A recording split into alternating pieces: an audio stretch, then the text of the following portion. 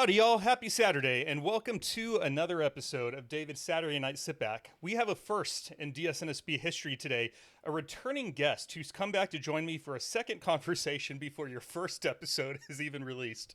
Today, sitting back with me is Zach Leinenbach, the founder of Born to the Iron, a coach whose sole purpose is to help you get jacked without the use of drugs or supplements. In our first conversation, Zach was generous enough with his time to have a raw conversation with me about why he utilizes his training methodology. And I'm so grateful for the example that he's providing to people early in their fitness journey to show them that it's possible to make huge strides without needing any crutches. In our first episode, Zach told his origin story of his dad's influence on his own lifting journey, his first bodybuilding competition, and some mental fears around publicizing that event, the strides he's made in his own fitness journey without the use of drugs or supplements, and the concept of building confidence through keeping promises you make to yourself. And we wrap up that first episode talking about life beyond Earth, aka aliens, and the hope that comes from the notion that extraterrestrials may in fact be real.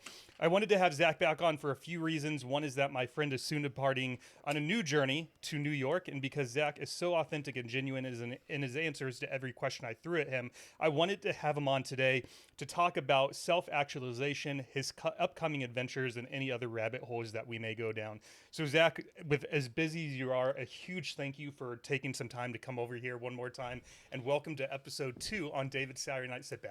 It's a pleasure. Thanks for having me back. Excellent summary of the first episode that we shot.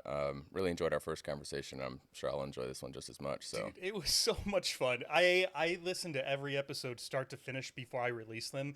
And dude, I was cracking up. I was taking down notes for some things that we touched on sort of high level, but we didn't dive too deep into. So if we needed some other topics for today, but you are always welcome here, man. This was such a fun conversation in round one.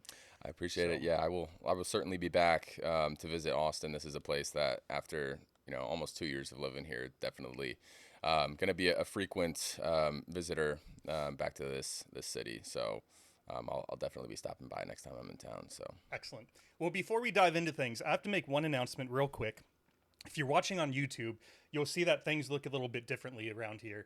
And the drummer from the band, The Broken View, his name is Tyler Hayes, and me sat down a couple months ago and had a 3 or 4 hour conversation about the podcast, my vision for it, my ultimate goal for it. And he said, I don't really like being in the limelight, and I don't necessarily want to be a guest on your show, but I build studios for a living, and I would love to come over, upgrade your space. If you pay for the supplies, you'll get labor from me at no charge.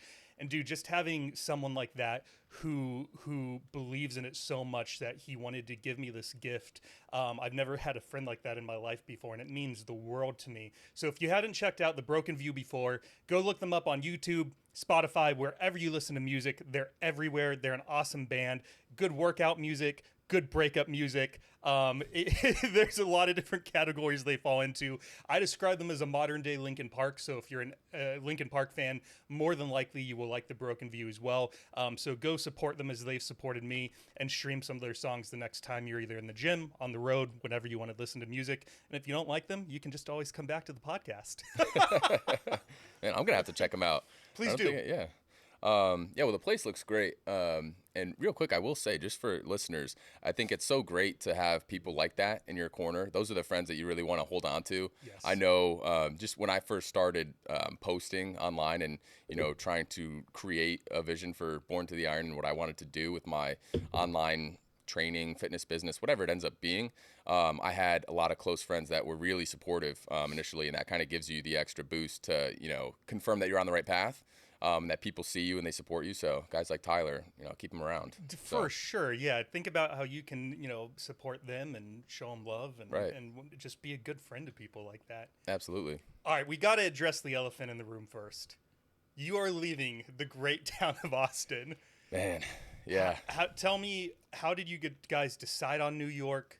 Why are you leaving? What's your short-term vision for the future? Lay it on us.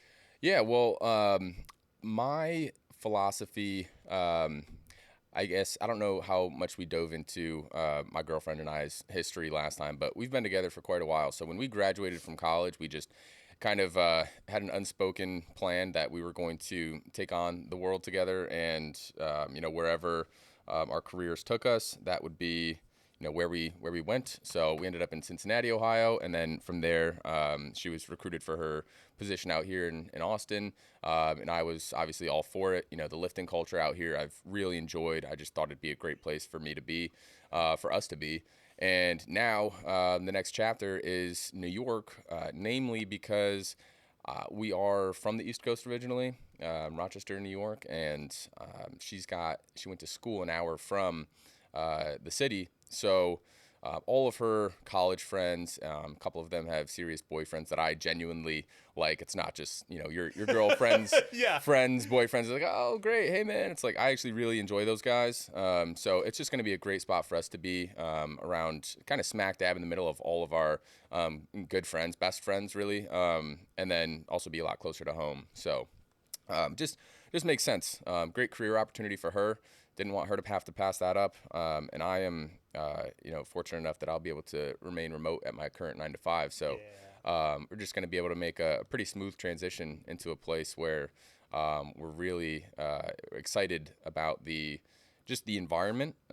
Hoboken, New Jersey is where we're going to be ending up, and that's kind of right across the river from Manhattan. So easy access to the city, but not really in the thick of it. Yep. We'll still get that urban vibe without the craziness. So really excited. I do need to find a gym, a Texas-style gym. That is the biggest issue. And my girlfriend keeps asking me, "Why are you so concerned about the gym?" And I go there every day. Like, I'm bored to the iron. Right. This is my second what are we home. talking about? Yeah, it's like you want to be close to restaurants that we're going to go to once a month, but the gym, I mean, that's an everyday thing. So I really, and I think it's because real estate is so expensive, obviously, in that area. Yeah. So you see a lot of studios where you have, you buy a little apartment-sized space, you throw a turf strip down, and then you get a couple racks in there and some kettlebells, and you have coaches that are teaching boot camps. That's not what I need to train. So I need more of a Big Tex or Los Campeones style gym where you have a lot of those state-of-the-art newer pieces of equipment. Because there's some really great stuff, especially that Arsenal has come out with recently, that I really enjoy. And you just don't get a lot of those pieces of equipment at some of your commercial gyms. Like there is a Crunch close by to where we'll be staying. But so that may be where I end up. But I'm excited to see if there are some places that are kind of off the beaten path. Sometimes you get some hardcore bodybuilding gyms that don't exactly show up on Google Maps. It's more of a referral kind of thing, a tight-knit community of. So we'll see. I'll be looking around, but that's a concern for me right now. Isn't a Crunch the one with the lunk alarm? No, that's Planet Fitness. Oh, good. Okay. Yeah. I was gonna say you might not be able to do your posing if you go to a Planet Fitness. You're gonna be blasting that alarm up. I'll tell you a funny story. I went to Planet Fitness with a friend a couple months ago, and I had my pump cover on, and about halfway through the workout was feeling pretty good. Took my t-shirt off, had my cutoff on, my nipples were out, and I don't know if that was the main factor that set off the alarm, but I knew nothing about Planet Fitness. Yeah. And so this alarm starts going off right above the free weight floor, and I was like, dude, is this a fire alarm? What's going on right now? And he's like, no, I think it's you. Look at the front desk. And I turn over and I look at the front desk attendant, and he's looking at me with just this dead look on his face with his finger out, just staring, going like this. And so hey, you, nip slip. While keeping eye contact with him, I sort of bent over, picked up my t-shirt, put it on, and then he goes, flips the alarm off. And I was like, dude, judgment-free zone. Yeah. Talk about the most judgment-filled zone obviously I'm Planet Fitness. I don't care. It's not a person, so I don't mind as much. But it's just so much judgment. I've never felt so judged in my life. Yeah, I know. There's a Planet Fitness that's not too far from my home in Rochester, my parents' house, and I really it's a good spot to go. You can just grab a day pass or a week pass. You can pay for a monthly membership and just go for a week and kind of get your money's worth. But yeah, I mean. One, not to sound like that, but their weights aren't, they cap at a certain point. Their dumbbells, I think, go up to 75, and they don't have any true barbell like bench presses or squat racks. They're all Smith machines, and so it's it's a great place for beginners to go. Yes, absolutely, and they have everything you need to get jacked, but just not exactly my ideal environment. Yeah, my buddy, when I pointed out the dumbbells, he was like, "What would you need 80s plus for?" I'm like, "Dude, chest press, dumbbell rows, What would I not shoulder need presses, 80 plus for? curls." No, I'm not Yeah, curling. curls. Yeah. I Soon wish. enough. Soon enough. Soon enough. Progressive overload. I went to New York since I saw you last for the first time. Really? I went to Manhattan and I stayed with my sister, and she's staying in a. Dude, the craziest thing to me about Manhattan was probably one, just the amount of people. Like, if you think 6th Street is busy, go to Times Square on a Friday night. Holy cow. Different ball game. Dude, that is busy. This was your first time? First time. The other thing that was probably the biggest deal breaker for me was even this apartment. Like, you went to the bathroom, you probably saw my bedroom. It's about 700 square feet, give or take. It's very comfortable for me and Thad, but even if I get in a relationship in the next however amount of time, like, I think we would outgrow this space pretty quick.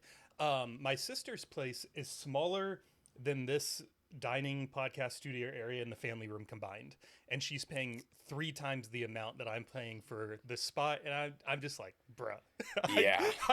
I couldn't do it. I I'd be know. so cramped. That was my biggest fear. It's kind of always been an idea for us to move to New York. My girlfriend, it's kind of been a fantasy of hers, and I'm all for moving anywhere. I just, I'm game for whatever. And when we've visited New York in the past, we're staying in a hotel, obviously. It has felt to me like you're either in your, in the past for us, hotel room or apartment, which it's a little cramped. Yeah. So you're either cramped or you're out in the thick of it in the jungle, and there's like you said, so many people. You can't exactly just, walk around just, not at all aware of your surroundings. You kind of have to be, just aware of who's around you and where you're at. So that aspect of it, I was like, I'm down, but I did have my reservations. So that's why I'm really happy with where we ended up. We actually haven't been to our apartment yet. We had some of her friends go out and check the place out because we did work with a real estate agent. It's a pretty complex process to get an apartment in the area, to be honest with you. In Hoboken? Yeah, well, just Hoboken and Manhattan, just in general. I mean, I'm not an expert, but we had to work with a real estate agent, and she's showing us all these places, giving us virtual tours. Yep. But you kind of just want somebody that you trust to be able to, whether it's yourself or a friend, to go check it out and just let you know, like, hey, is it really in a good area? Does it smell terrible when you're walking in the building? Is the building, a shithole? You kind of need to have just those.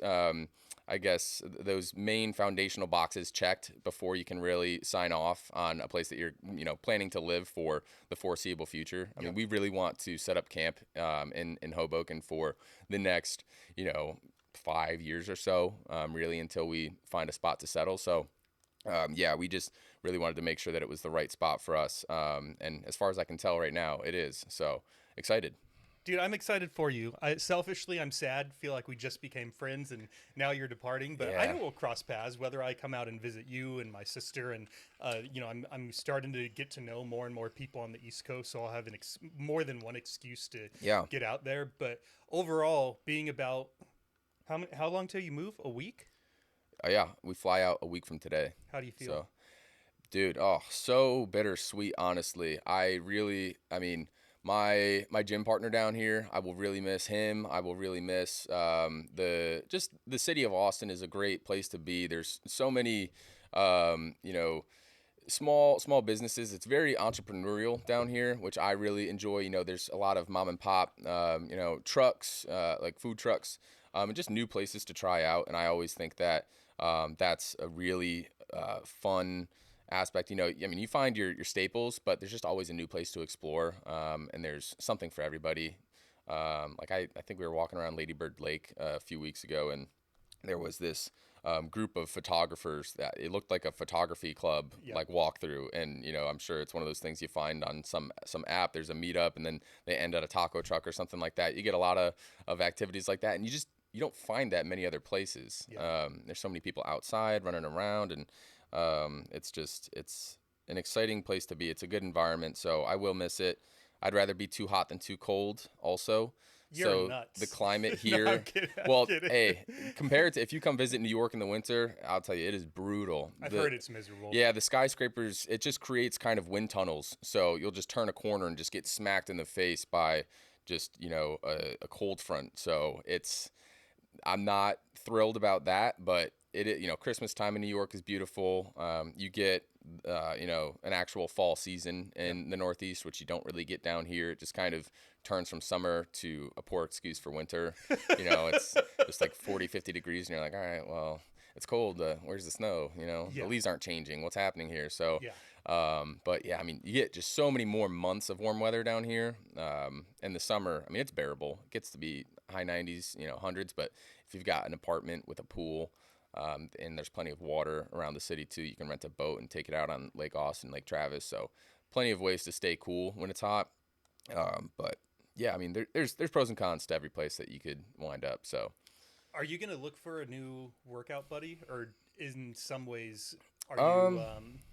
So, do you like doing your own thing? Like if you and what's his name, by the way? We should shout him out. If you and Kwame hadn't met, do you like working out on your own, or do you enjoy having that accountability partner with you? To be honest with you, it's not as much for the accountability. I do think that's a huge advantage of having a training partner for a lot of people is the accountability portion.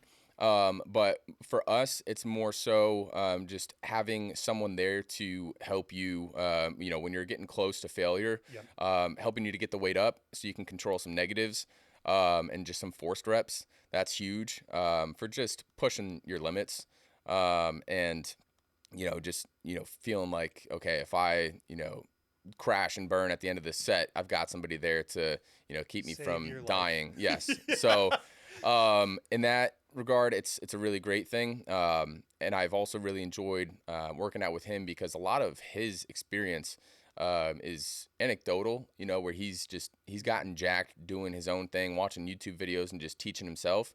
Whereas I went and I minored in exercise science in college and, took kinesiology, took sport physiology, all those classes that really give you the scientific background knowledge to then go and apply in the gym. Yep. So it's been a really great mix of, me being able to apply those textbook ideas, I guess you could say, and then combining those with his anecdotal, let's do this mixed with this, mash it all together and do something crazy. It pushes me outside of my comfort zone, which is a really good thing. And a lot of times I'm able to take something that he is suggesting and then put the science to it and say, okay, he does this and it works for him because of this principle of exercise science. So it's cool in that respect. And I think it works out a lot better than it would if I was training with somebody who's also very scientific minded, because we might, bash, what's the term?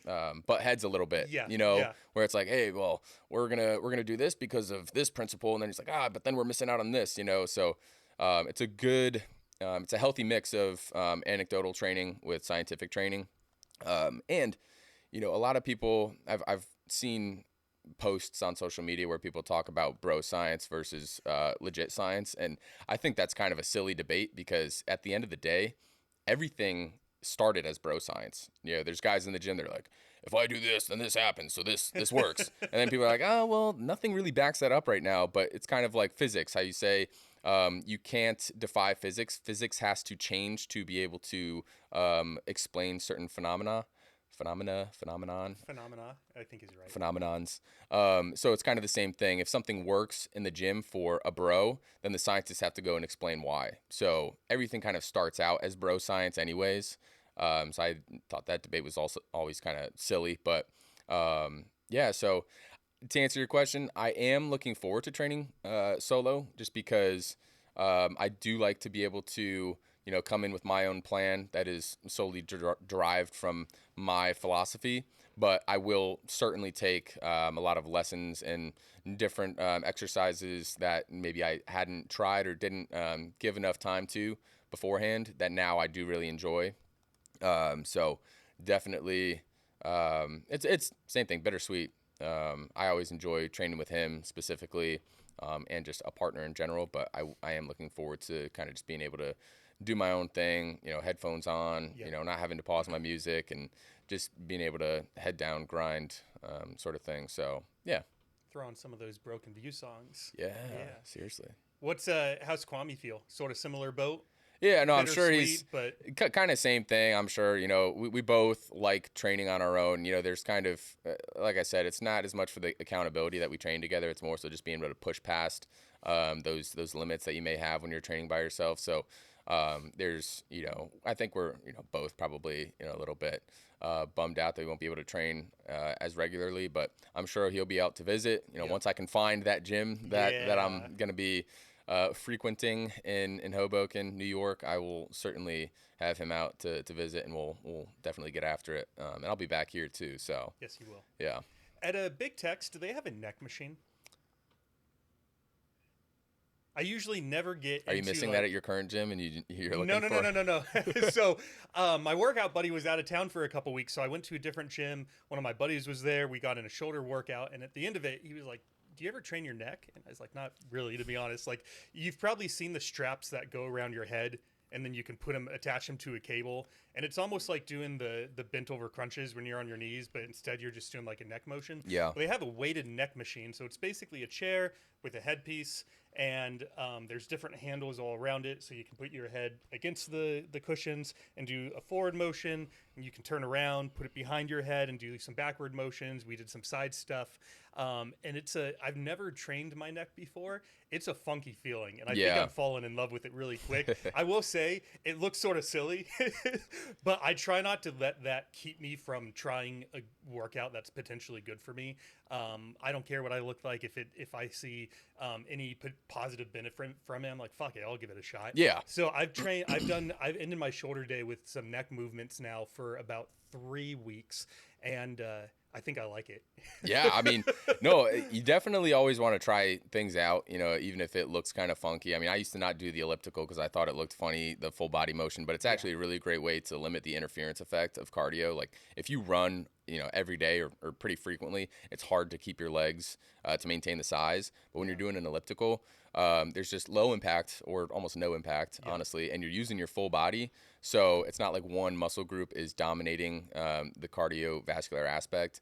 And so, yeah, you want to try out things that, maybe look a little funky or you're unfamiliar with. But I always felt like with neck training, because I have seen those machines and I've tried them, but I don't feel like my neck is a limiting factor for other lifts. It's one of those things where your low back, your erectors, if they're not strong, then you may not be able to squat or, some of those compound lower body movements may be limited by your lower back strength. So, you want to make sure that your lower back is not a limiting factor for those movements, because you really want your quads or whatever muscle in your lower body you're training, you want that to be the limiting factor. That has to be the reason your set is ending. You don't want it to be something else that's giving out first.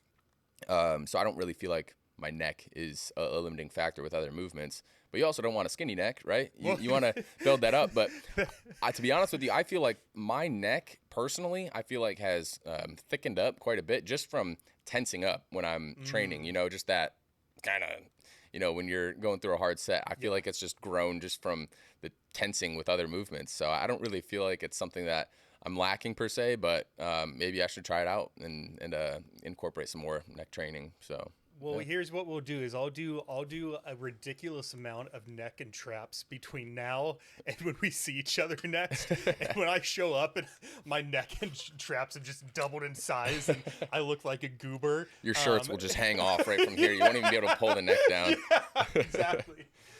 One question that I wanted to ask you that we touched on just ever so briefly that I missed it actually when we were talking live. I didn't catch it until the edit. You have some roots in Germany. Yeah.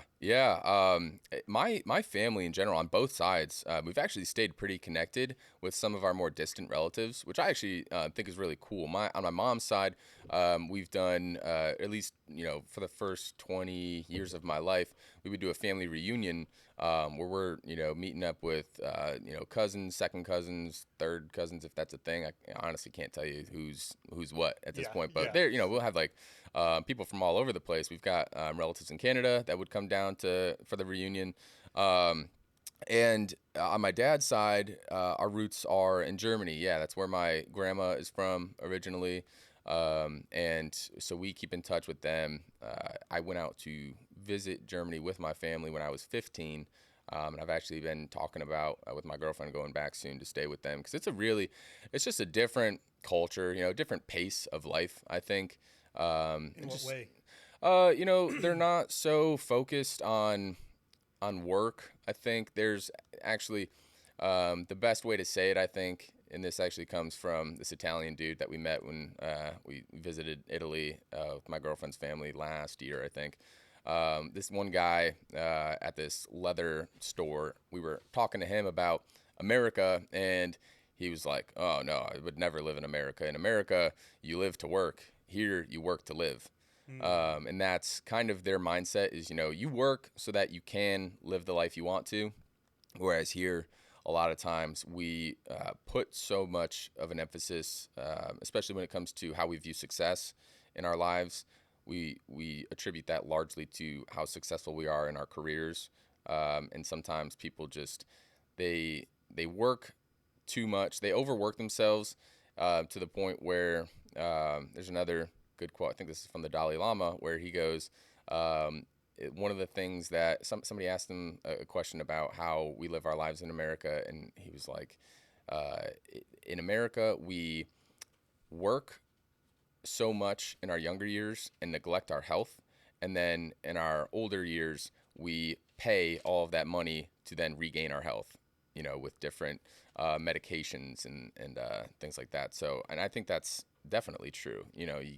See a lot of these, once you get over, I don't know what the age is, and it's different for everybody, but once you're, over like 65 years old, most people are taking pills and, visiting the doctor a lot more frequently. But if you see those people who did really put an emphasis on their physical health and exercise and taking care of themselves in their younger years, then by the time they retire, they can still go and live as opposed to just, camping out at home because it hurts to walk around, So I think that's something that, as a country, we would benefit from putting more of an emphasis on preventative care in the form of exercise as opposed to reactive care by then going and using all of these pharmaceutical interventions and other forms of medicine later in life that we're then paying, top dollar for. So, I mean, that's a big thing, I think, here. I wish I could make an exact quote, but I know the source. So if anyone wants to fact check me, go and buy this book and you can look up the numbers for yourself. Have you ever heard of the book Upstream by a guy named Dan Heath? No. He basically does, it's a book of about 12 different case studies and how people took they looked at a problem that either a city was having, a hospital was having, a school district was having, and how whatever the problem was, they were sort of putting out fire after fire after fire. And then the case study looks at how they turned the situation on its head to be preventing those fires from happening in the first place so they could focus on the root issues and being proactive, like you were just saying, instead of reactive. Yeah. And one of the case studies was a comparison on healthcare costs and how they're spent in the United States versus how they're spent in Europe. And this is the part I wish I could remember the numbers, but I can't. But basically the US spends so much more money on that reactive care like you were talking about, whereas other countries are putting more of an emphasis on getting ahead of it in like your teens, your 20s, your 30s, and keeping you healthy versus, oh, now you have cancer, let's fix that, or now you had a heart attack, let's fix that. Yeah. And every case study in that book was so good, but the healthcare one, it almost scared me a little bit. I was like, maybe I should go live somewhere else where people are sort of the same mindset I do of, let's get ahead of it and live our full lives as healthy as we can versus sort of treating putting our bodies almost on the back burner and then not giving too much focus to it until we're 40, 50, 60, whatever the age may be. But if you're looking for a good book, there's not a lot of books that I would recommend, but Upstream is one where I feel like everyone could take at least 2, 3, 4 nuggets from it and apply it to their own life. So if you do have some downtime and you're looking for some good reading material once you get to the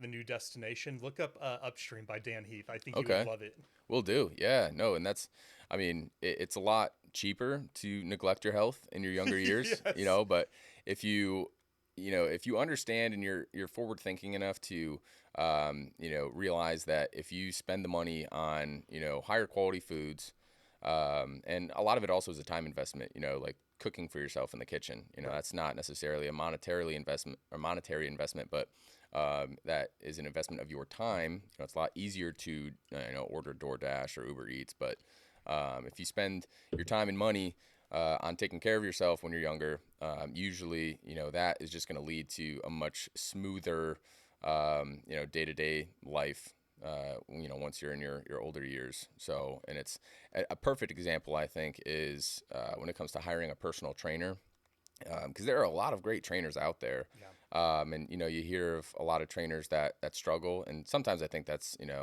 a sales and marketing issue more than anything. It's just getting people to trust you and to, believe in your philosophy and finding people to coach. But I also think it is somewhat of an issue of there are a lot of people who think, I know what to do. I just go to the gym, move this, move that. But realistically, and it's not someone's fault if they don't know how to train to achieve their goals. It's more so just one of those things where you don't know what you don't know, and a lot of times a trainer can help bridge that gap and teach you how to utilize your time in the gym to help you achieve your goals. And so a lot of times it's worth that investment to pay a trainer when you're younger, whereas by the time, like we said, when you're doing that reactively and you're in your 50s and 60s, and now you're hiring a trainer, it's not too late. There's never a bad time to, invest in a trainer or a coach. But I definitely think that more people would benefit from making that investment earlier on and building those habits. Yeah. Because a lot of times too, once you work with a trainer, if they're a good trainer, and this is the way that I try to coach, if somebody works with me for even just a year or 2 years, I want them to continue and go and build on that progress, because now I have taught them how to maintain their gains and improve upon them, even after working with me, where, if you're not taking that educational approach, sometimes you can work with somebody, they'll tell you what to do. But then, when you stop paying them and you stop, you get to a point where, you just need to get your financials in check and you can't maybe afford a trainer anymore. Then if you haven't learned from them, you don't know how to continue those things after, ceasing to work with them. So, I just think a lot of people would benefit from that investment in a coach earlier on. So When I back in the day when I was still training people, I was probably 3 weeks in. It was like my early days. Had just got certified through AFA. Had picked up a few clients, but I was 19, excited, ready to take on the world. Had 4, 5, 6 people that were training with me, and one of my clients showed up at the gym one day, and I made the mistake of not asking her, not like you have to ask this every session, but didn't really ask her like how her day went, what she ate, what she did before we showed up. Our session was at like 8 p.m. at night, and throughout the workout, is a 55-minute long session, I noticed that she was just almost like distracted, but I couldn't quite put my finger on what was going on with her. And I asked her a few times throughout the session, like, how are you doing? Is this next workout feeling okay? And she kept saying, yeah, I'm fine. Let's keep going. We're on the second floor of the gym. The very end of the workout, we're going back down to the first floor, and we're about 5 stairs from the bottom of the staircase. And she just face plants, just fainted and immediately fell to the ground. I thought I killed her. And, dude, I was so scared, not only that I had pushed someone way beyond their limits, but that I was going to jail. Like, this is awful. Yeah. And so we call EMS. They show up. Turns out that she had a really busy day at work, had worked like 10 hours, ate no food, been caffeinating all day. Yeah. Right before she trained with me, she took a spin class. So she did a crap ton of cardio, and then we trained weights for 55 minutes. Yeah. And just pushed her body to the point of exhaustion. I don't even know what you said that made that memory come up out of nowhere, except to say, dude, one of those few moments of your life where you're just terrified. Yeah, your heart skips a beat. For so many reasons. And fortunately, she ended up being fine. We kept training for a few more weeks or months. I don't remember. This was a while ago. But we kept training together, and she didn't hold it against me or anything. And I think she sort of knew, like, all right, that was probably a bad idea to go into this with no food at all, way too much caffeine, the spin class. Like, it was just a recipe for disaster. Yeah, I mean, and that's one thing as a trainer, you're not, following around your clients 24/7, so you can't see what they're doing when they're not with you. Right. But that's why I always try to make it a point when I'm coaching somebody, because I work with people primarily online. The questions that I'm always asking on a check-in call are, how is the training going? How do you feel like you were diet wise? How do you feel like your food was? Were you, disciplined with your meal prepping? Did you feel like you were eating whole foods? How are you sleeping? How are you managing your stress? What are your stress levels like? And then also, what do you feel like your overall enjoyment of your everyday life is? Because I think that's a Mm. key factor as well. Because if somebody's, sticking to the plan, and they're doing everything right, it doesn't mean that they're not, crazy stressed out, and they're not, hating every day. Because at the end of the day, the best plan is one that you're going to be able to stick to. Adherence, that's the biggest thing. Because I think we talked about this on the first episode, that a bad plan that you, not even a bad plan, but a plan that's not as good that you stick to beats, a better plan that you don't stick to. So it's about, and that's, I think, really where the value of a coach comes into play. You're able to create a program and a plan that is going to be a lot easier for a client to adhere to, because, and it's going to keep their stress levels at a good, where they can manage it. It's going to keep them happy every day, where they're enjoying life. And they feel good about the food they're putting in their body, how they're able to fuel themselves, and then also feel good about the training, and then they're also able to get enough sleep and recover. So those are kind of all, I think mainly the life enjoyment, how their work is going and how they're able to manage their stress are a few things that maybe not all trainers are thinking about. Yeah. But I think those are key factors, beyond just the training and the nutrition side of things. So. And I feel like you're enjoying your life without me even having to ask you if you are. So you're a good example of practicing what you preach. So Yeah, well, it goes back to, again, what we talked about on the last episode, that I don't do anything that's not sustainable, and so I'm just always trying to, if I'm going to add something to my routine, then I likely need to take something away as well. It's hard to just continually add more to your plate. And that's one thing that I think keeps people from sticking to their programs, is that they, if they spend a lot of time, and again, not to say that you should never watch TV, that's not at all what I'm saying, but if you, currently, before starting a program, are, spending a lot of time watching Netflix and playing video games and doing all these other sorts of things, and then you add training to that, but then you continue putting as much time towards those other things, you're probably going to lose out on some sleep. You're probably going to, which is then in turn going to increase your cortisol levels, and your stress is going to be harder to manage. So it can kind of be a snowball effect. So if you're going to add new things to your routine, you likely need to take some things away.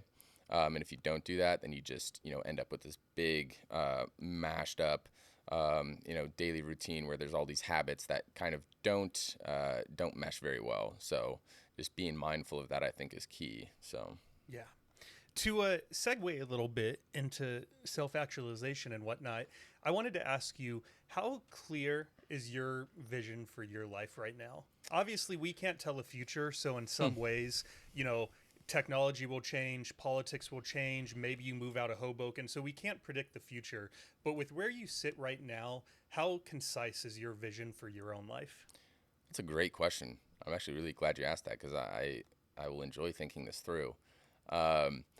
So where I'm at right now, my plan A, there is no plan B, is to take Born to the Iron and kind of allow it to grow and develop into whatever is going to be most helpful to the world, I guess, to the general population. I think that people don't, I mean, like we're talking about, people don't put as much of their time and money into preventative care and taking care of themselves earlier on in their life and establishing those good, healthy habits. So for me, whether it is an online training business, whether it becomes a chain of gyms, whether it becomes an online community that has, essentially like coursework and modules that you can work through to educate yourself on health and nutrition, specifically kind of more in a bodybuilding realm, because that's kind of what I enjoy. I think that's right now there is a lot of uncertainty as to what it will look like, but I know that as long as I stay on the path that I'm on, it will all work out the way it's supposed to. So I don't want to take something that I think is going to be the most beneficial and just say, this is the way it's going to be. I'm not going to deviate from that plan at all. It's more so, this is the general direction I want to head, and I want to allow the marketplace and allow the clients that I coach to kind of direct me towards creating a business that is going to serve them as best as it possibly can. So that's really the best way I can describe it, I guess. So it will evolve and change, and it's kind of unforeseeable how Right. those things will play out. But I just want to make sure that whatever I'm doing is serving people and helping them, live strong, healthy lives. And I think for me, I truly do believe that bodybuilding is one of the best ways to take control of your health, because when you think about it, when people go to the gym, for the most part, they are trying to either build muscle or lose fat.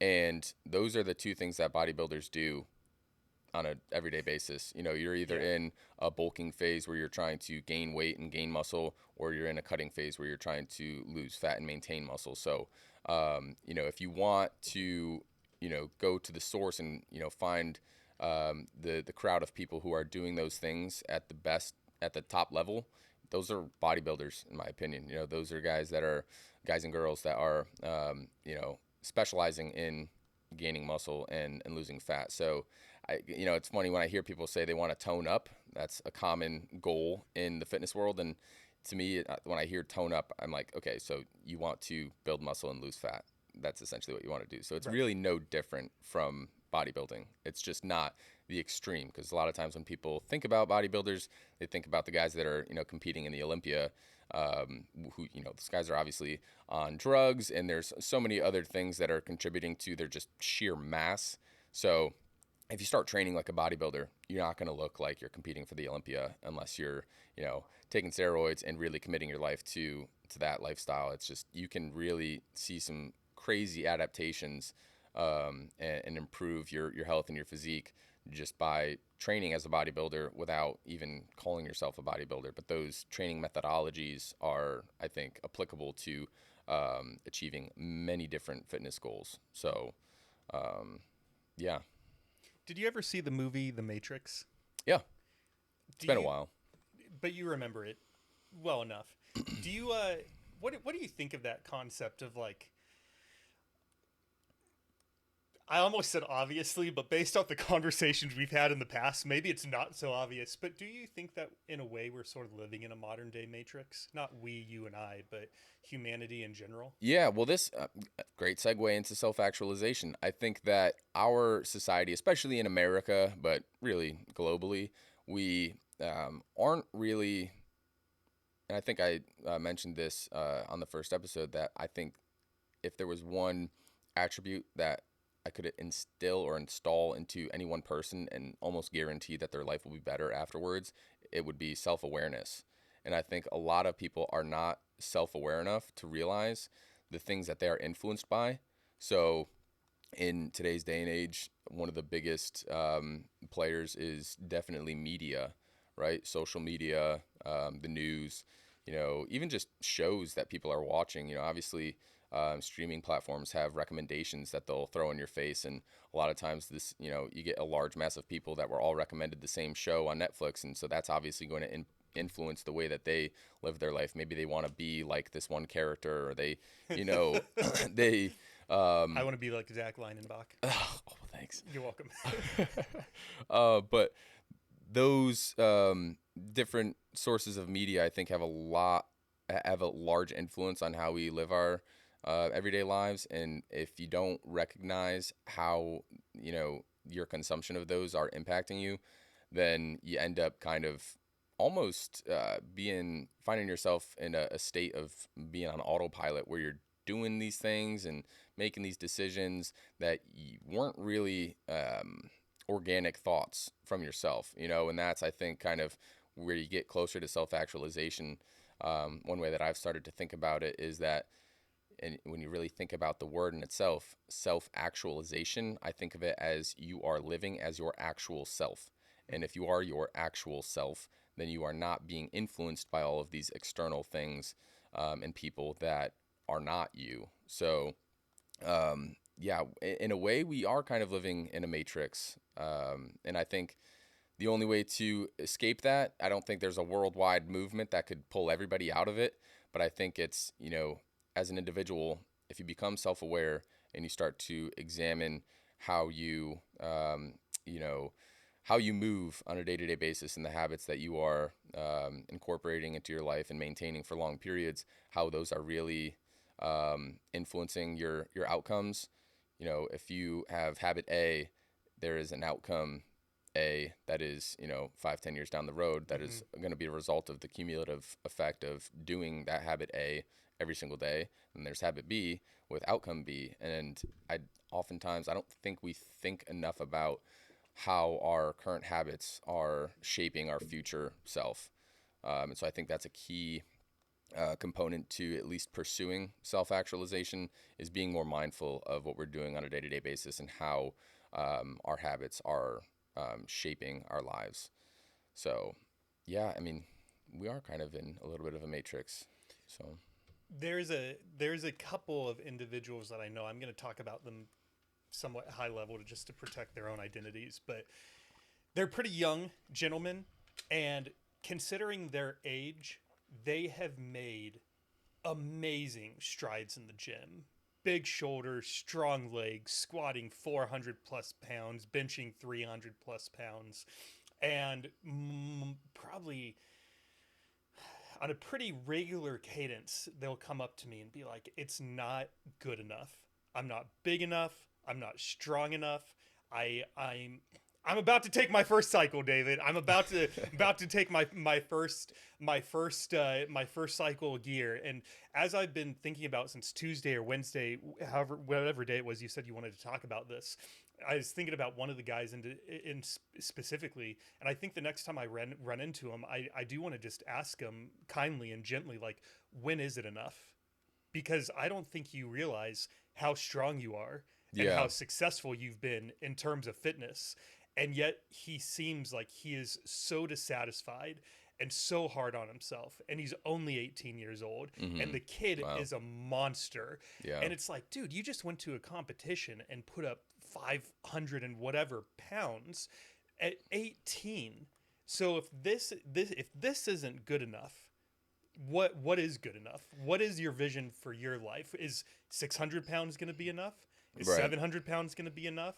If you weigh 230 and you get to 240, like, at what point will you be able to sit back and just be like, man, it feels nice to be this strong. Yeah. And I think it does tie into self-actualization a little bit, because I do think it is good to always be pushing yourself, but not to a point of you can't give yourself any credit at all.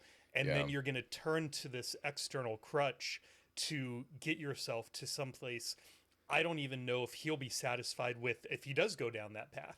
Yeah. You got to stop and smell the roses, I think. Yes. Because be like Dad. Yeah. The destination is constantly moving. It's almost like, if you think about the fact that the universe is ever expanding. If you were to be chasing the edge of the universe, you would never get there. And that's essentially fitness. Sorry. You're good. Make sure to wish Steve a happy birthday. I actually already did. Attaboy. But you can, and just with guys like this, because I'm kind of in the same camp, whereas, I'm always looking for more. I always want to get bigger, get stronger, but you kind of have to recognize the fact that it's probably never going to be enough. Like, if I had to guess, I don't think this kid will get to the point where he's satisfied. If you're on that path of, because it was power lifter or bodybuilder, one of the two, power lifter, you can always get stronger, and you can always get bigger, and you can always get better. And that's one of the hard parts about powerlifting or bodybuilding, very seriously, where you commit yourself to that, is that there almost is no destination. There is no finish line. And you kind of have to, like I said, be able to stop and smell the roses and just look back on the progress that you've made. Because I guarantee you, if his 13-year-old self were to see him now, he'd be like, holy shit, like, I'm squatting 500 pounds, benching 300 pounds. I never thought I would be there. So you have to be able to recognize that you've made a ton of progress and be happy with that, but that it doesn't keep you from continuing to pursue progress. So it's hard to make that switch. I think it's more of a mental thing. being able to recognize that the finish line is constantly moving and that you'll never get there, but not allowing that to, you don't want to quit and just stop because you're never going to get there. But most guys will have a hard time acknowledging that they'll never really get to where they want to go. It's kind of, yeah, I mean, it's a moving finish line. So you just have to enjoy the journey and continually make progress, but there's one of these on Apple Music. They have these motivational kind of little 3-minute motivational. They're like songs on Apple Music, but they're not songs. Nobody's singing. It's just this guy yelling with some music in the background, motivational backtrack. Yeah. Yeah. But it's like, what is it? There's one that's like, I didn't come this far to only come this far, which is that's kind of the mindset of being able to push yourself. But then there's also one where he says, proud but never satisfied, I think is the way that it's worded, which is, that's just to say that you have to be able to recognize how far you've come, but not be satisfied with where you're at. And kind of having a healthy mix of those two, I think, allows you to not be fully content, but be happy with the path that you're on more so. So, and also, when I think about steroids and taking PEDs, the way I think about it, if you are not going to compete I don't really know the applications, like how much steroids contributes to your ability to improve as a power lifter. I'm sure, it would help, but in my exposure to steroids in that realm is, primarily within the bodybuilding side of things. And in my mind, unless you are going to commit yourself to competing as an enhanced bodybuilder, I think if you take steroids just to get bigger, just to make yourself feel better, to me, it just kind of, I think of that as you kind of have a little bit of a weak mind if you can't, because training in the gym, especially if you're somebody who's fully committed and you're pushing yourself every day, it is more of a mental thing than it's a physical thing. You have to be able to go through the pain over and over again every day, small progress, and taking steroids or performance enhancers, those are going to accelerate your gains. And to me, if you need faster rewards and faster feedback loops of, just gaining muscle faster, then that means that you're mentally not strong enough to continue with it despite, with a slower rate of progress, if that makes sense. So I think mentally you have to be strong enough to stick with it, and understand that the progress is going to come. It's just, it takes time, and the other thing is too, when you look at guys that have been taking steroids, been on gear for a long time, then they stop after maybe their competitive period is over, they lose muscle like rapidly. Like it is actually pretty crazy when you see a guy when he was competing and then versus, a couple of years after, they just shrink. They shrivel up like a raisin. And I don't want to be like that, Yeah. The guys that are natural, they will maintain their size much longer into their life than guys that are on performance enhancement drugs. So it's just, I think it's just worth it to stick it out for the long haul and just stay disciplined and understand the fact that the finish line is always moving. You're never going to be satisfied, but you can still be proud of the progress you've made. So I'm going to put you on the spot. Yeah. What book have you been reading, and how is it impacting your line of thinking? So I've been reading as of late, The Mastery of Self, which, ironically, I started journaling again, within the past few weeks. And I had a buddy come out to visit, and he was actually reading this book on the plane, and he finished it. And I saw it and I was like, oh, what did you think about that book? Was it good? And he was like, yeah. So I was like, well, do you mind if I read it? So he just left it with me, and I started it. And what that book talks about is what he calls domestications, which are beliefs that kind of root themselves within us, that impact the way that we speak to people, live our lives, and that you can't really be your authentic, true self while being domesticated by all of these external beliefs. And so that's started to shape, and these are things that I don't think I was not mindful of before, but sometimes reading a book on a certain topic gives you more vocabulary to understand and dive into those topics a little bit deeper, especially within your own mind. And this book has definitely helped me do that.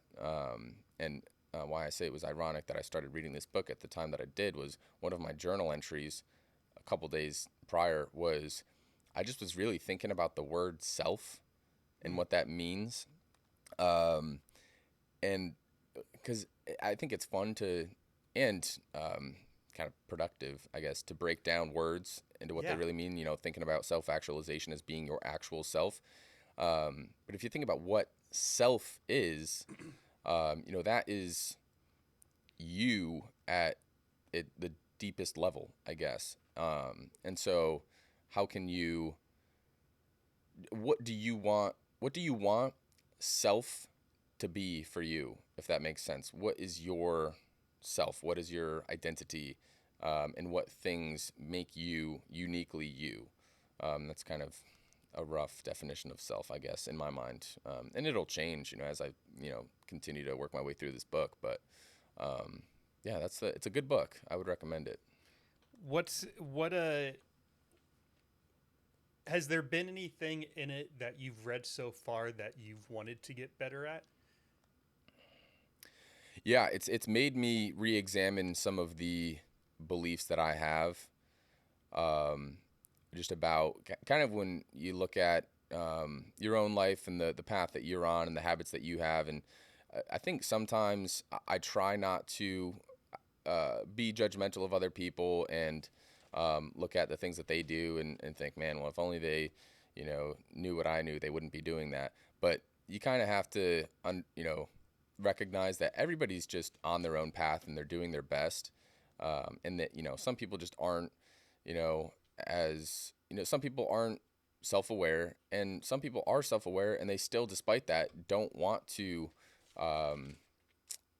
pursue self-actualization. Some people are just okay with, the trajectory of their life, and there's no telling whether or not they'll, look back, 20 years from now and think, man, I wish I was doing this instead of that.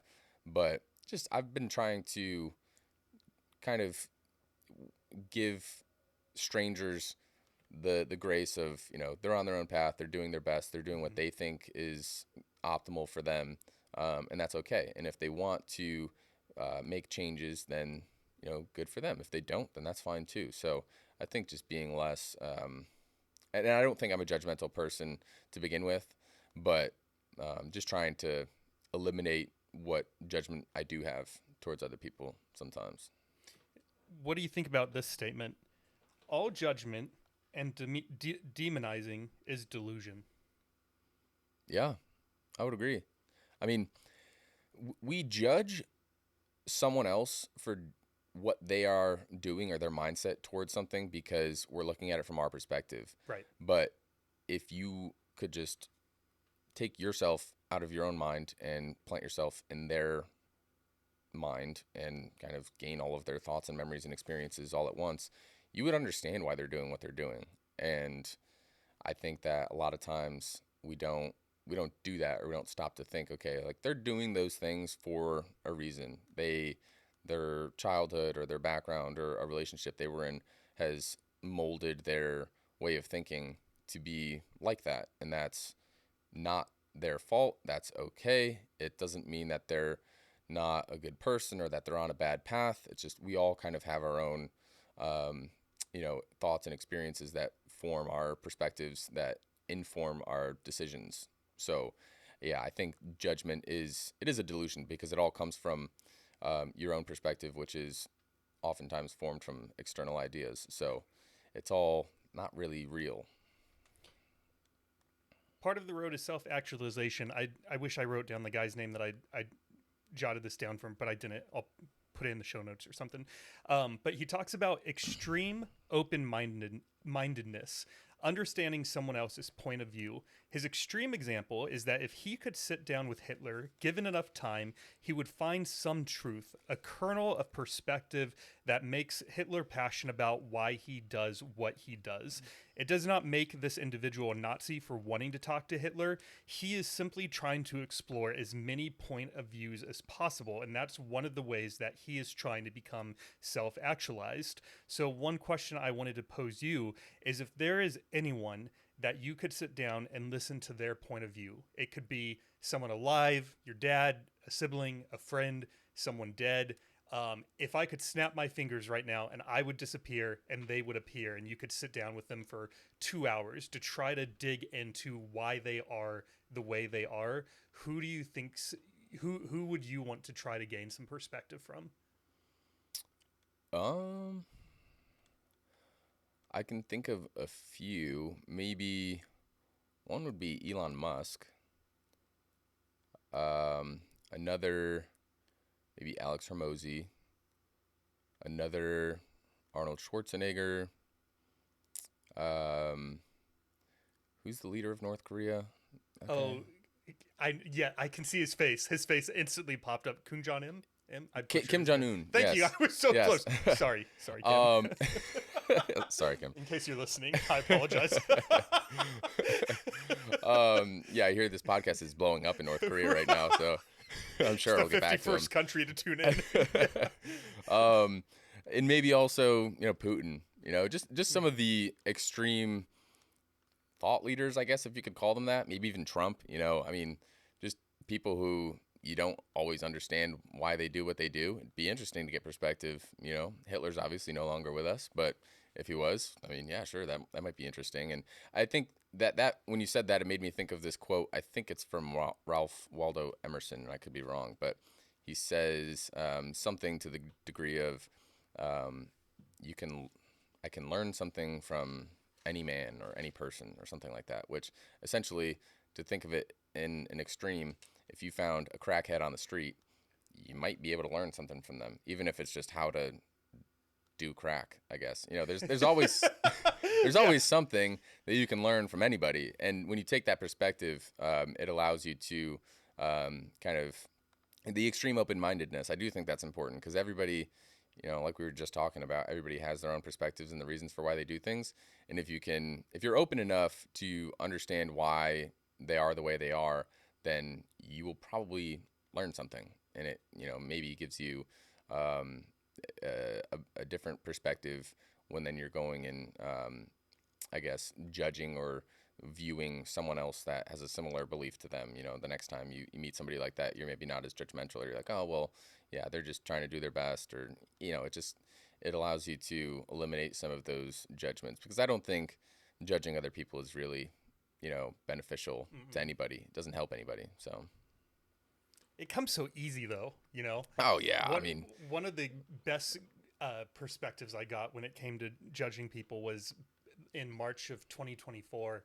I went to Dallas and I was staying at a friend's house for the first time. Guest bedroom was on the second floor. And one of the mornings the first morning I stayed there, woke up, and as I was stumbling down the staircase, there's one step, which, by the way, I just want to point out, architectural failure in my opinion. But there's one step that is 2 or 3 inches deeper than all the other steps. It makes no sense to me. Anyways, I'm tired. It's 5:30 in the morning. And so I go to step and I feel myself just falling forward. Yeah. And so I was holding my laptop and a drink, and I didn't want to smash my face on the ground. So in order to catch myself in that split second moment, I let my left foot just keep falling forward, slammed it into the ground, immediately felt a shot go up my knee. It was in screaming pain the rest of the day, which was such a pain in the butt, because we had a very active day ahead of us. And I ended up going to about 8 weeks of physical therapy after 3 months of pain, because at first I cut out most of my leg workouts. Did the rice thing, rest, ice, elevate, all compression. And just the pain was not decreasing at all. So I went to a physical therapist, and some of the workouts that he had me doing were just absolutely ridiculous looking. And I felt like such an idiot in the gym doing them. However, after working with him for 8 weeks and doing everything he said, both on my own time as well as when I was in his clinic, I now can do almost any leg workout, and my knee is essentially 99% pain free Yeah. today. And so this is just a personal anecdote to bring up. Like, I'm so thankful for that architect that really fucked up that staircase, because it was a huge lesson to me. And now that every time, I know we keep bringing this back to the gym, and I apologize to the audience, but it's just such a huge part of our great way, lives. yeah. But now every time I see someone doing something ridiculous in the gym, it's a reminder to myself of like, oh, I was that guy 3 months ago. Yeah. No, yeah. I mean, that's a great point. Yeah, people, yeah, I'm the same way. You see somebody doing something in the gym and you're like, what's that for? And it might just be a reason that you're unaware of. They're And rehabbing that knee, that elbow. yeah, You have no idea what their backstory yeah, is. they're, you see them doing some neck stuff and you're like, what the hell is that? Hey, now, when my neck's bigger than yours, you're going to be doing those Yeah, neck right, workouts I'm sure I'll too. be right behind you. Yeah, so no, yeah, that's a good point.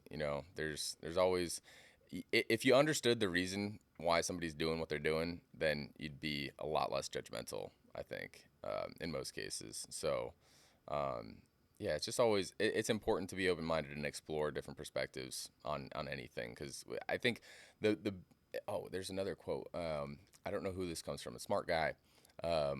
Probably me. It's definitely not. But it's oh man. The danger, it's something like, the danger isn't in not knowing something, it's in thinking that you know something that just ain't so. It's what's that famous guy? He's like an author, or Mark Twain, maybe? It might be Mark Twain. Basically, the point is, when you think you know something and you're not open to the idea that it might not be true, that's a crutch. That's something that is going to limit you, because you are so convinced that this is true. There's no way it's not. You're not open to any external perspectives, and you could be wrong.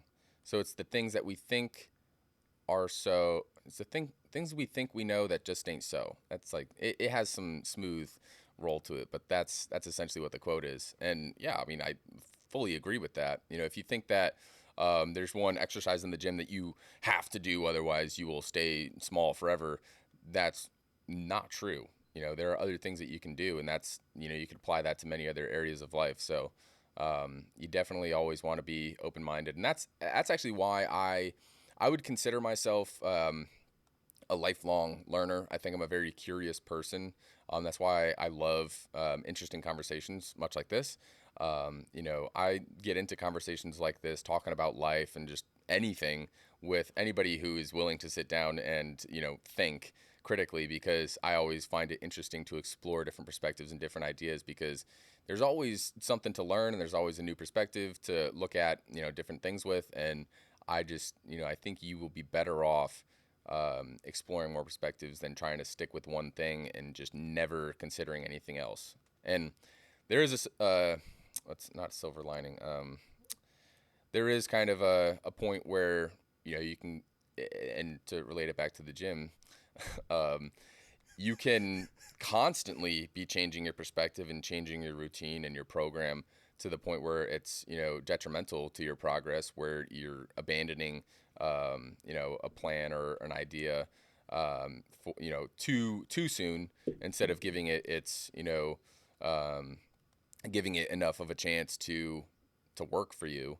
But at the same time, it's a balance, because if you never consider other perspectives or other methodologies for, achieving whatever you're trying to achieve, then you could hold yourself back. So it's kind of a balance. You want to give something enough time to see if it really does work, but then if it doesn't, you have to be open-minded enough to realize, okay, that didn't work, let's try something else. So it's definitely a balancing act. But Do you know if you've ever caught yourself in any kind of self-deceptions? Self-deceptions.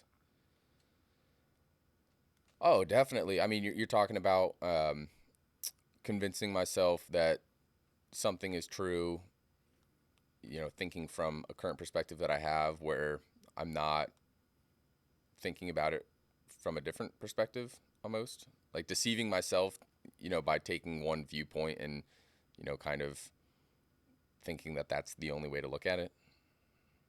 Or I guess maybe That could be it. self-deceptions. I'm trying to think of like what that really means so I can think of an example. I could give you an analogy if you'd like. Okay. So when I graduated high school, I thought that the ultimate goal, probably like many people, was to go to college, get a really well-paying job. Got the job where I could go work for one of the top 10 professional services firm on the globe. Got to go to work in a suit and tie every day, and I thought that I would find acceptance amongst my peers once I accomplished all this.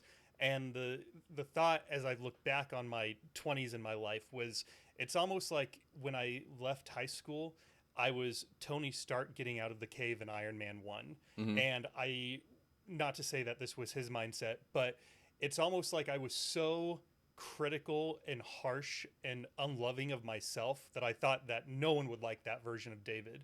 And so throughout my college career, I got to work building this Iron Man suit and completely created this facade of who I thought that my peers and family and friends wanted me to show up as. And one morning when I was 26, 27, 28, I don't know how old I was in this job sitting in front of an Excel spreadsheet at 2:30 in the morning, just completely dissatisfied with my entire life. And if you fast forward from that point to when I moved to Austin, and the first time that I met Tyler, who was the guy who helped me redo the studio and is one of my closest friends now, the very first time we met was when I had been podcasting for about 6, 7, 8 months. I was the happiest I've ever been in my life. And when we met for the first time, it was amongst a group of friends. Someone brought up a story I should tell them, and it was the last story I would want to tell someone when I am meeting them for the first time. I went ahead and just went for it, and I was like, whatever, I'll tell the story. I've been put on the spot. My back's up against the wall. I'll just tell it. And Tyler laughed so fucking hard. I've never made someone laugh so hard in my life. And that night that I mentioned that we were talking about the podcast, that we had got together for several hours, we were talking about the fact that both of us were able to show up as the truest version of who we think we are. And that from within seconds of meeting each other, it was just like no holds barred. Whatever's going to come up, we're going to speak our truth, and it is what it is. And I feel like between the ages of like 28 and 34, I was starting to be able to take each piece of that Iron Man suit, as much as I thought it was good for me, that it was actually hurting me. And that's why I couldn't create genuine connections with people, was because I was showing up as a version that I thought Earth wanted me to be, just to find out that no one really cared about that stuff after all. And so that was a self-deception that I lived in for years, thinking that I have to be X, Y, and Z. And really, I was able to find who my inner circle was once I was able to get rid of the facade and just live who I truly was meant to be. And so that is a long analogy, but No, it's a great did that analogy. help you sort of figure out if you ever got caught up in that trap? Yeah. Well, honestly, kind of a similar situation, in the sense that, just to use the college example, I never considered the path of not going to college. Everyone around me was going to college. My older brother had gone to college. My parents had gone to college. I was told to go to college. So it never occurred to me that you could be successful not going to college. So I went to college. And I'm thankful for the experience and the people that I met along the way. I also wouldn't have been able to play college football if I wasn't in college. So, looking at it from, that perspective, there were definitely good things that came of it. But just thinking about why I did that, it didn't come from me organically. I didn't think to myself, I should go to college. This is going to be best for me. I thought if I don't go to college, everyone's going to think that I'm a failure. My parents will be confused. Everyone will be, and then in turn, I convinced myself that if I didn't go to college, that my life would not, that I would severely limit the potential for success of my own life. So that was, I guess, a self-deception, but I think it was more rooted in these, what I was referring to earlier, those domestications. Those are thoughts or beliefs that come, that are external. They come from other people. They come from, places outside of yourself that then you believe, and they root themselves in your own um, perspective, and then they, play themselves out. So for me, I ended up going to college, and when I got out of school, and it really wasn't until maybe a couple years ago that I, reflected back, and I was like, man, I didn't need to do that, because what I want to do now, and building Born to the Iron, and my own business, and using fitness as a way to improve the lives of other people, and help them get on a path that leads them to where they want to go. I didn't need necessarily a college degree to do that. There were obviously things that I learned in college, classes that I took, and professors that definitely imparted their wisdom on me that, shapes the way that I live my day-to-day life, and kind of my perspectives on some things. Because you take little, like you were saying earlier, nuggets from different people, different books, different experiences. So it definitely was a beneficial experience, but was it worth the cost? I don't know, because I've learned a lot from books, and just my own, following my own curiosity has taught me almost just as much, if not more, than any college course ever did. So I think that is kind of a form of self-deception, and even though it's the same example that you gave, but and that made me think of, there was this study that this guy conducted where he sat down with, is it hospice, is the homes that old people live in until they're gone. Wow, that was morbid, but I didn't know how else to put that. So there was a hospice nurse, I guess you would call her, and she basically, when people are kind of getting close to the end, they are a lot more open, right? And so she would have conversations with these elders, and she would ask them if there was one thing that they regretted about their life, what was that? And she found there were like 5 things that were most common, but the number one most common thing that these people told this nurse, the number one reason why they regretted their life, or regretted anything about their life, was that they lived the life that they felt was expected of them, rather than the life that they truly wanted to. And that's kind of what you were talking about. You have these external beliefs that come from other people or society, and they shape the way that you spend your time. And, a lot of these people, they, by the time they're, they don't have much time left, they realize, man, I spent my entire life trying to satisfy my parents' expectations or my friends' expectations, and a good example, or just an example that I could use, would be if you went to school and you studied, and this is actually a pretty common one. You hear of a lot of people who, they go to school to be a lawyer, right? If you're a lawyer, you make a lot of money, you're usually pretty financially successful, and things generally go pretty well for you in other areas just because of your financial situation. But a lot of people, they, go to law school, or they're in the middle of law school, and they realize, man, this isn't what I want to do. And they drop out. And you have to be able to examine and reflect internally to really have those realizations where you come to understand that what you're doing with your life is not true to yourself. And some people never do that, but I think that's the only way to find fulfillment in your life, is to live a life that is true to yourself. So like you were saying, I mean, you doing this podcast, this is authentic David, and for me, building Born to the Iron and spending my time teaching people how to get jacked without drugs and supplements, like that specifically, and whatever Born to the Iron ends up evolving to become, that is my purpose, and that is what I want to do with my life. And that came from me. Nobody else told me that they think I should do that. You know, I was told that I should go to college and that I should get a job, and I've done that. And you know, there is, you know, to some degree, when you're young and you need money and you need to pay the bills, a lot of times the 9 to 5 is the easiest way to do that. But I'm never going to stop pursuing Born to the Iron, and that is end game for me. So that's part of the reason why I feel like I do, um, why I'm happy and enjoy my everyday life, because I'm on a path that is true to myself, and pursuing what I genuinely want out of life. So, and that's, I think, also why you and I connected so strongly from the get-go, is because we're both on a path that is true to ourselves. You know, Yeah. when you meet new people, and you know, one of the first questions you ask is, and this is another example of what's different between the U.S. and Europe. When you meet somebody, you ask them, well, what do you do? And you I hate expect, that question.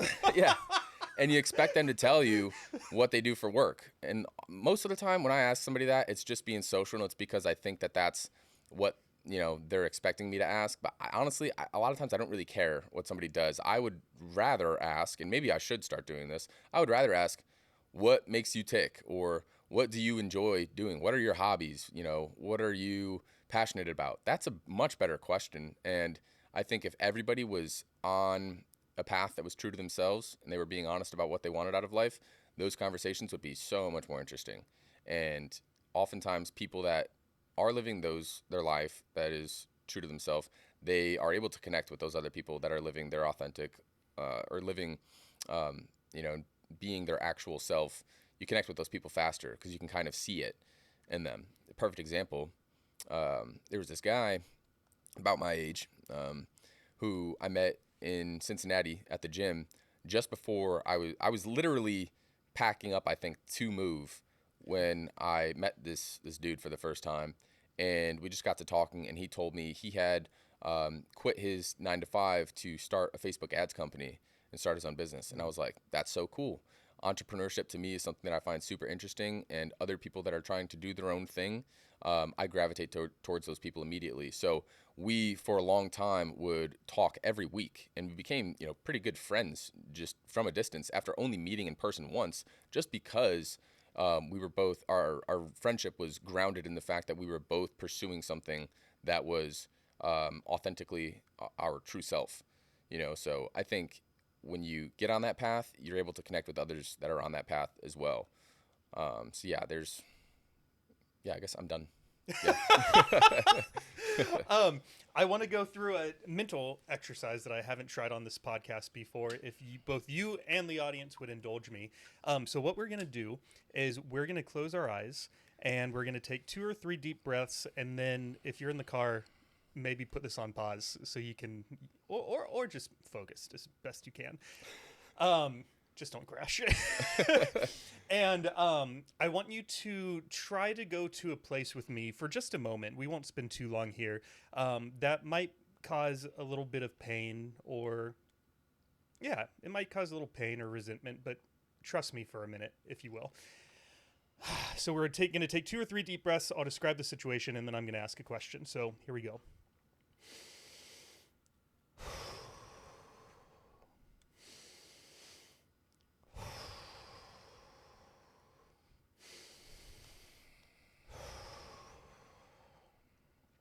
So for just a moment, I want you to go back to one of the worst days of your life. I want you to imagine the people that were involved, the words that were said, the thoughts that were going through your head, what you did that day beforehand, how you felt when you woke up, how you felt when you went to bed or tried to go to bed that night, maybe what you were thinking on when you were tossing and turning in your bed, thinking about the day and reflecting on that day. And I want you to, as best as you can, try to remember exactly everything that was involved, everyone that was involved, and then look at it from a new perspective of reality is perfect.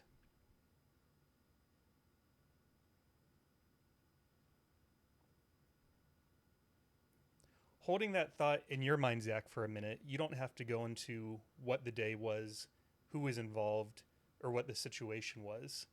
But if you were to look on whatever that situation was with the lens of reality is perfect, would your perspective on that day change?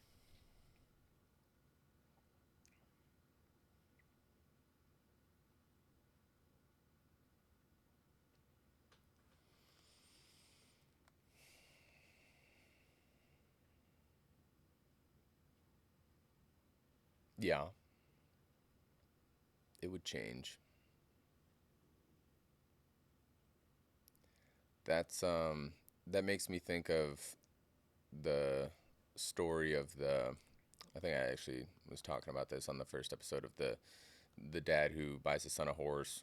Everybody says that's so great, and he falls off the horse, breaks his leg. Everybody says, oh, that's so terrible, and then the army comes into town to recruit, and he can't go because his leg is broken. So everybody says, oh, that's so great, and every time the dad just says, we'll see, because nothing. You don't know if the events that are unfolding are good or bad until after the fact, and you can reflect on them. So, when something happens in your life that, whether it's, you know, a result of your own decision, something that you did that you regret or aren't happy with the decision that you made, or something that happened to you that you weren't really in control of, if you think about it from that perspective that reality is perfect, it does kind of alleviate those feelings of contempt or resentment towards the situation. So I thought of a few different days or examples. I couldn't really nail down one. Um, but one that I thought of was finding out that the internship that I had lined up with the Jets to be a strength coach, Mm. um, that, that they brought in a new head coach and that they cleaned house. Everybody from the staff was gone. And now an internship that I thought that was going to shape the future of my life. Honestly, I thought that if I was an intern strength coach with the Jets, it would just open up so many doors for me to pursue that career path as a strength coach. And so when I found out that that was no longer going to happen, I mean, it wasn't like, oh, okay, shoot. It was more of like a, damn, like, that sucks. Um, and there are other examples I can think of. Another one that I thought of was, and maybe these aren't as deep as you were shooting for, but I couldn't think of, maybe because I block them out, maybe if there were some really bad ones, but my sophomore year, we were playing against a school, and I had, it was 9-0 or 9-3 maybe at halftime, and then they scored again, so they were up 17-3, and then I had like a 60-yard touchdown in the third quarter, and I was fired up, and now we're within one score, and then late in the game, there's a broken play. My quarterback is scrambling out to the right, and I'm on the left side, backside of the formation in the play, and I see him scrambling to the right. So I, start making my way across the field, and he throws the ball up, and I'm trying to track it, and I'm in the end zone, and I just misjudged the ball in the air, and I only got like one hand on it, and it wasn't like secure enough. I mean, maybe I could have made a crazy play, and if I tracked the ball better, it could have been a much easier catch. But at the end of the day, I didn't make that play, and that could have tied the game. And this was a school, like my high school was not very good at football, and this school always beat us. So I beat myself up so much after that. And those are the plays that you remember more, honestly, are the ones you didn't make than the ones you did. And so, but thinking about it, reality is perfect. I mean, I guess that had to shape the way I played from then on out. I mean, maybe there were some plays that I made, after that I didn't, maybe it taught me, how to track the ball better, or how to look at that situation and be able to move on, because I mean, that was crushing for me as like a sophomore playing on varsity. I was like, I kind of felt like the man a little bit, Yeah. being called up and playing with, a bunch of guys that are older than me, and still playing really well. But then to have the opportunity to tie the game up and to miss that, it was just such a huge, I felt like I was letting my team down. I let myself down. And it was a play that when I play it back in my head, like I could have made that play. So that one's hard to think of reality is perfect. Um, but I guess when you look at it that way, it kind of alleviates a lot of the regret and resentment, in many different situations. And that's just an example. That's a sports example. I don't really think that's the best one, but those were two that I thought of. But I'm curious what you thought of. Um, well, I want to be respectful of your time. If we go a few minutes over, is that Yeah, I've got a couple more minutes. okay? Um, One thing I'll say to the audience, just because the day that came to my mind would require a lot of context, and I would need several minutes to talk about it, and I will. I'm not afraid or worried about it being public. But what I would say to the audience in this moment, and one of the things I absolutely love about this podcast the most, and you're a great example of this, is that a lot of my guests, I think under five of the 120 episodes we recorded, under five of them have been on a podcast before. And as I've sat across from 115 people now and listened to stories that have never been told publicly, one question I like to ask almost all of them, and I haven't asked all of them, you can sort of read in between the lines sometimes, but if you could change anything about your past, so if you could take that worst day and scrub it from your history and just get rid of all the pain that happened during that 24-hour period, would you? And without a second of hesitation, every single one of them has said absolutely not, because the sharpest swords are forged in the hottest fires. And so if it wasn't for that fire, sorry, just had like a rush of memories of so many people's stories come back to me at once. But if you're having that day, I would encourage you, not because I care about my download numbers, but scroll through these stories, scroll through these 100 episodes that have been published. And when you see a title of an episode that maybe relates to where you're at in life, dive into that one and listen to their story. And maybe it will help you shape your own frame of mind. If you're like, man, reality is not perfect. Like my current reality sucks a lot. And I feel like my back's against the wall. I don't know the next step forward. Listen to the perspectives of the people that have come on the show, because it might help you reach your own point of self-actualization by hearing those stories from other people's perspectives. Dive in. What's the book that you're reading right now? Give it to me one more The time. Mastery of Self.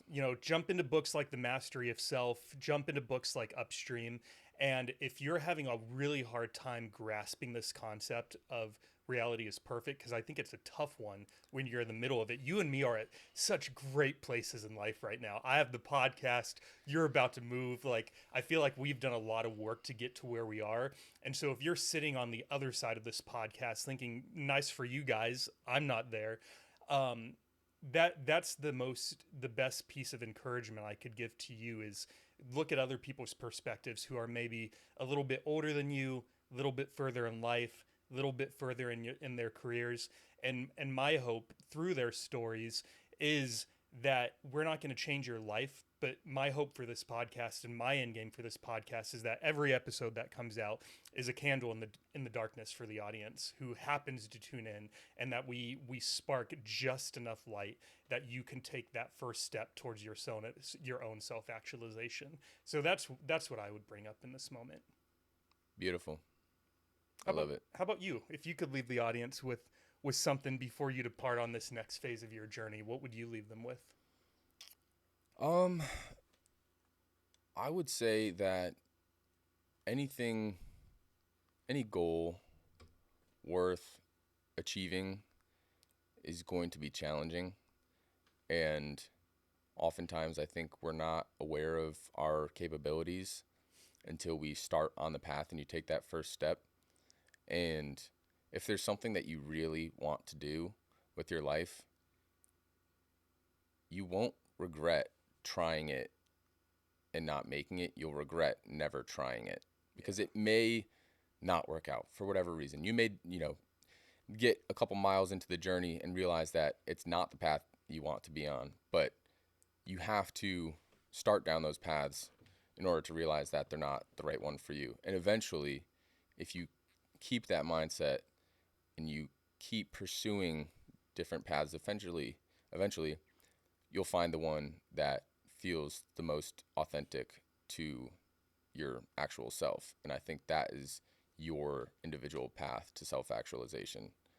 So try something crazy, do something cool, you know, make, if somebody were to ask you, what do you do? I would hope that as many people as possible in this world would be passionate about their response to that question. I got one you could use for people in your new soon to be hometown. What's your superpower? That's a good one. I love that one. That's a good one. It throws people off, but Yeah. it causes them to think for a minute. And I have yet to get a response that I didn't like. It's a good icebreaker versus the what do you do? How are you? Yeah, no, that's Nice a great weather one. we're having. Yeah, right. Yeah, what is your superpower? I really like that because I think a lot of people may not think that they have one, and if you ask them that question, maybe they, take a second to think and they discover what they think their superpower may be, or it inspires them to then go and find it. Yeah. And I like thinking that we all do have a superpower, and that superpower is what we are meant to bring to the world. So it's a really great question. I feel like a lot of us, our superpower lies within our gut. I feel like we don't give our gut enough credit sometimes for what direction it's taking us. And there's that part of us where it's like, oh, that's scary, that's risky, no, that's wrong, and we sort of just, what will other people think? What will my friends think? What will my family think? And or what will I regret that in the future? But again, you won't know unless you try, unless you take that first step. So I like that. I'm going to put you on the spot one more time so we can end this thing on a potentially funny note. Tell me one of your favorite gym stories. Favorite gym stories. I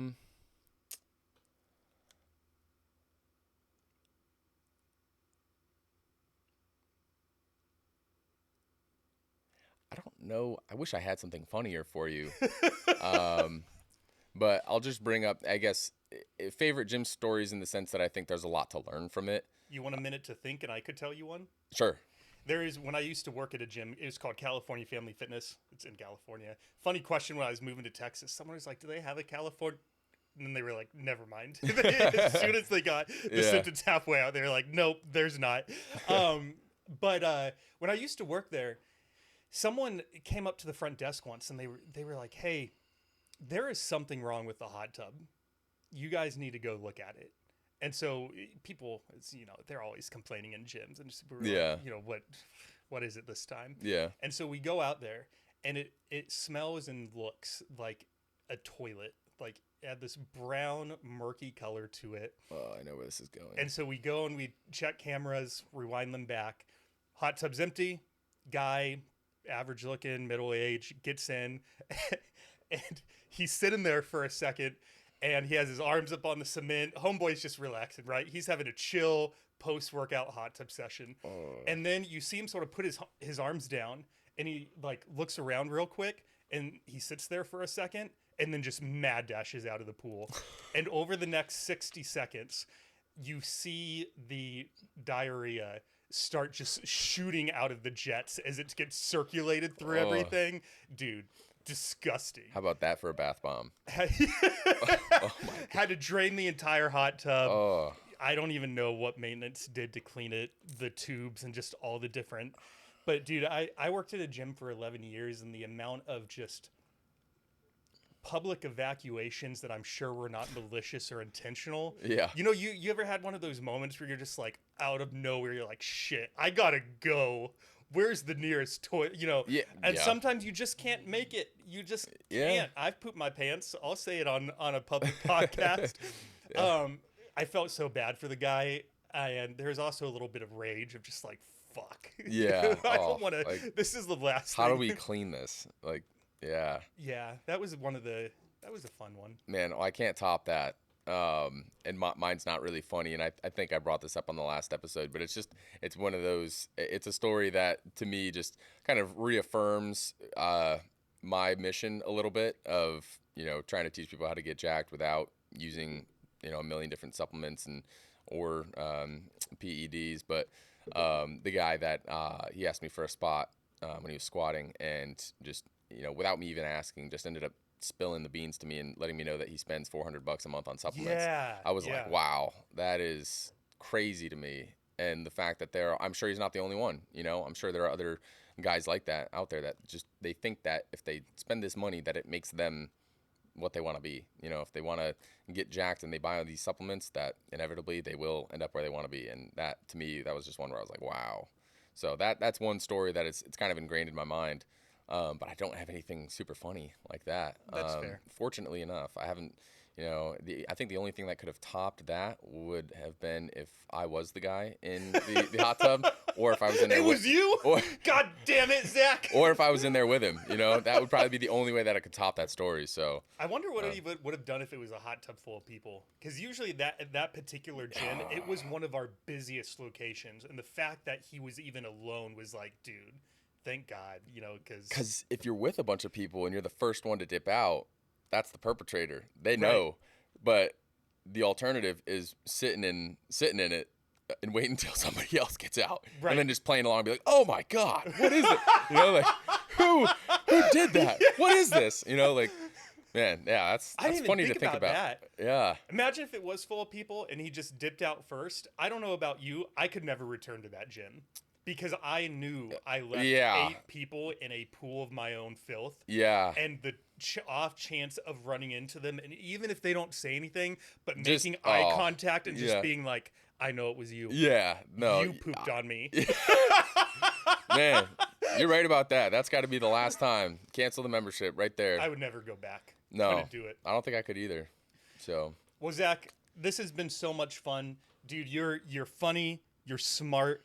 You're motivating. You're someone that I admire, even though you're younger than me. But the older I get, the more I realize that people can bring something to the table regardless of their age. I learn things from 18-year-olds sometimes as they share their perspective with me. So Hoboken, New Jersey, put your seatbelts on because Zach Leinenbach and Born to the Iron is coming.